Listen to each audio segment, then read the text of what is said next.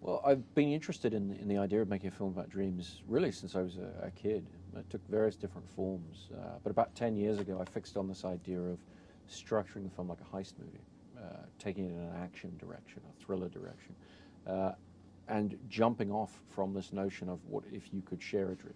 What if you could take away the barriers between our dreams? We all dream every night. It's a very universal experience, but we don't get to share it.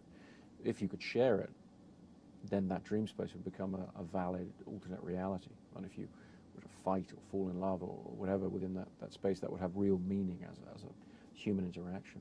So for about 10 years, I worked on this heist movie idea and eventually managed to find the emotional connection with that I needed. And Leonardo DiCaprio coming on to play the part of Cobb invested the story very much with the emotional center that you need. Because when you're dealing with the human mind, when you're dealing with the world of dreams, it's not enough to just have an interesting set of ideas. You really have to have a human connection, an emotional connection for the audience.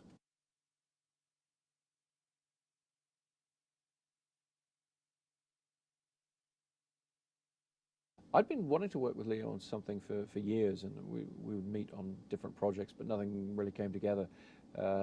With Inception, I was finally able to convince him, and really what I had to convince him of is that the story needed his talent, not just his charisma, but his incredible acting talent to be able to guide the audience through a complicated world. And what he does and the way he approaches his characterizations is to really try and find the emotional truth of every action that character does and be true to that. And that has really elevated the movie. It's really opened the movie for the audience, and it was an incredibly important thing. Ken Watanabe plays a very interesting character in the film, and I'd worked with him on Batman Begins and found him to be a great pleasure, just a joy to work with. But also when you would see him in dailies, you'd see this incredible iconic presence. I thought that really would be perfect for his character, for this character I was putting together in Inception, because it's a character that has a lot of power, a lot of importance in the story, but is somewhat ambiguous.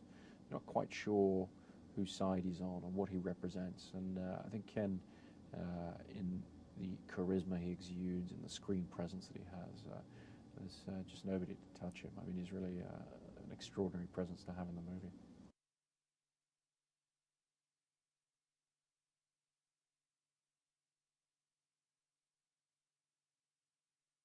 On The Dark Knight, we'd shot in 3 different countries, and I enjoyed that process of moving the company around and shooting in real places. So we expanded that. We went to twice the number. We went to 6 countries in this film, and we did it, and we photographed as much as possible in camera on real locations, specifically for the reason that the idea behind Inception is that dreams feel real while we're in them. And so the portrayal of dreams in the film had to be realistic. It had to feel to the audience. It had to have the textures of everyday life, of reality, in order for us to invest in these alternate realities. And so it was very important that when we were using visual effects, we were using them for what they're best at, which is enhancing things that we've shot in camera. So we put huge demands on our physical crew in terms of what we needed to shoot in camera. But these were a lot of these guys I'd worked with on the Batman films, and they were really up for an amazing set of challenges, and they rose to it at every turn and did some things that I just found extraordinary to watch.